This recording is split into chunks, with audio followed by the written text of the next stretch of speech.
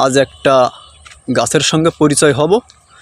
গ্রামগঞ্জের মানুষ এই গাছটাকে তাদের বিভিন্ন রোগের প্রাথমিক চিকিৎসার উপাদান হিসেবে মনে করে। চলুন যাওয়া যাক এবং দেখা যাক কে কে চিনেন এই গাছটা। এই যে দেখতে পাচ্ছেন আপনারা সেই গাছটি, দেখেছেন?